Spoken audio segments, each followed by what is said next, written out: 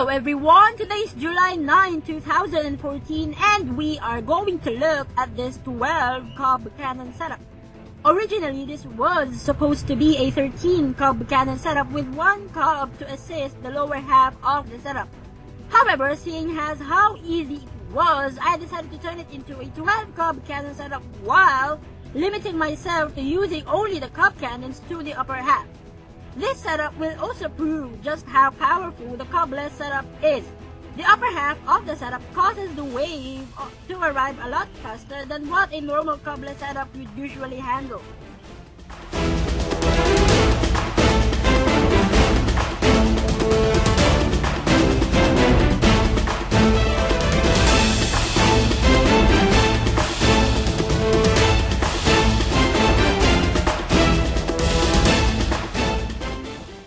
Since the cobless setup cannot guarantee to deal enough DPS to cause the next wave of zombies to arrive immediately after the cob shot hits, then we will be using instants to help on predicting the arrival of the next wave. Predicting the arrival of the next wave is very crucial in order to maximize the ice shroom's freezing effect. Since it's possible for the upper half to gather up gargantuars, both normal and gigas, in which some are slowed and some are not. Therefore, our cob shot interval should always be equal to the time at which the gargantuar will throw their imps. In addition, slow gargantuars take twice the amount of time to throw their imps. Therefore, another cob shot is needed in order to handle the imps thrown by the slow gargantuars.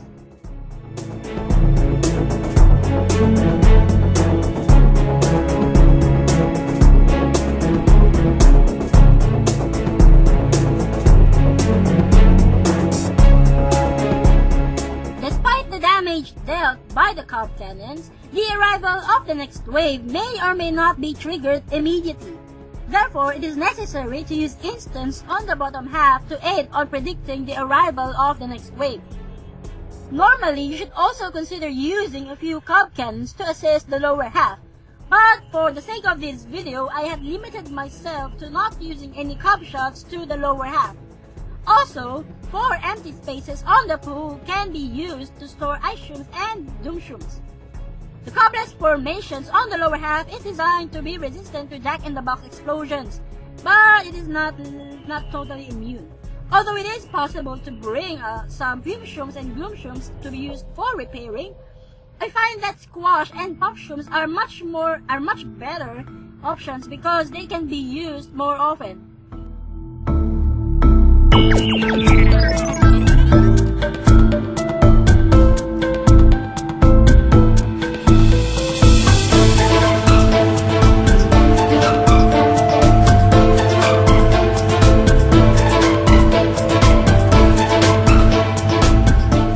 Although 3 wintermelons are effective on keeping most of the zombies slowed, ice shrooms and doom shrooms are still necessary to keep the whole cobless formation stable.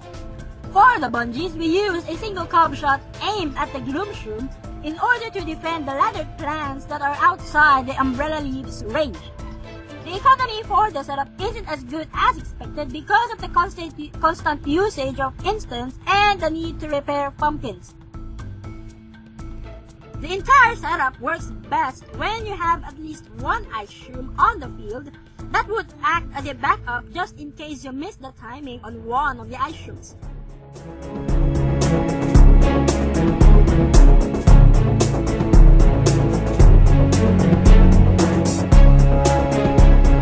For everyone who are asking if I'll make any videos about Plants vs Zombies 2, well, I'll soon start uploading videos featuring the game Plants vs Zombies 2 soon as I finalize my method for recording the game.